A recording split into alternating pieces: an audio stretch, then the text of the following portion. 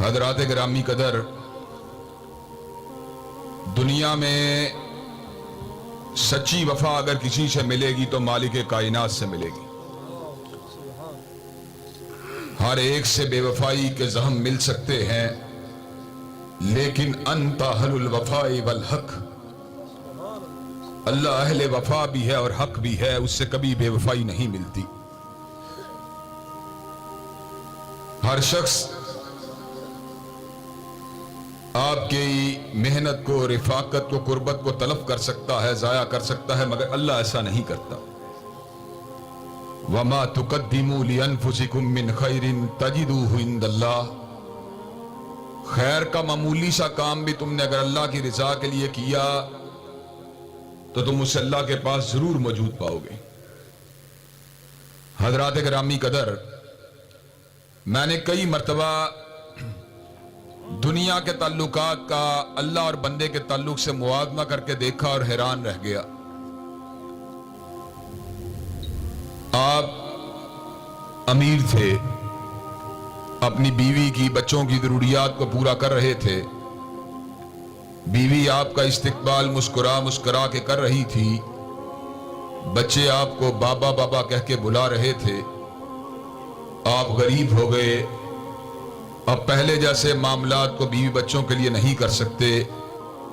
بیوی کے چہرے کی مسکراہٹ اب پریشانی اور پشیمانی میں ڈھل چکی ہے، عقیدت اور احترام کے تعلقات اب فاصلے میں تبدیل ہو چکے ہیں، لیکن میں نے برس ہا برس میں اللہ کو کبھی بدلتے نہیں دیکھا۔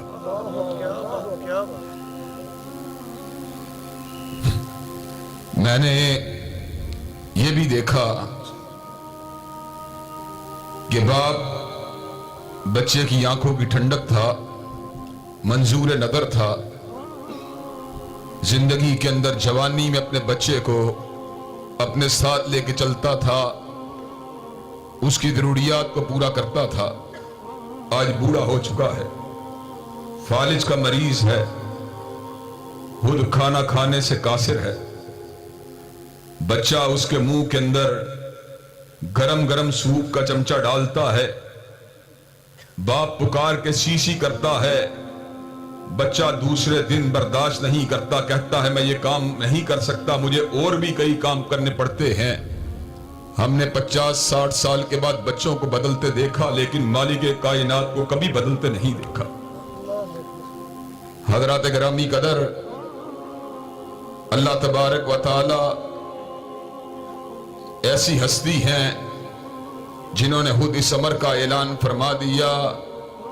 انی لا اضیع عمل عامل منکم من ذکر او انثی بعضکم من بعض، میں کسی کے عمل کو ضائع نہیں کرتا، چاہے کوئی مرد ہو یا عورت ہو، میں کیا کرتا ہوں، فالذین ہاجروا واخرجوا من دیارہم واوذوا فی سبیلی وقاتلوا وقتلوا لَأُكَفِّرَنَّ عَنْهُمْ سَيِّئَاتِهِمْ وَلَأُدْخِلَنَّهُمْ جَنَّاتٍ تَجْرِي مِن تَحْتِهَا الْأَنْهَارُ، جنہوں نے اپنے گھروں کو چھوڑا یا اپنے گھروں سے نکالے گئے یا اللہ کے راستے میں لڑے یا شہید کر دیے گئے یا اللہ کے راستے میں ان کو اذیتیں دی گئیں، نتیجہ کیا نکلے گا؟ اللہ تبارک و تعالی اعلان فرماتے ہیں میں ان کی خطاؤں کو معاف کر دوں گا اور ان کو جنت کے باغات میں داخل کر دوں گا۔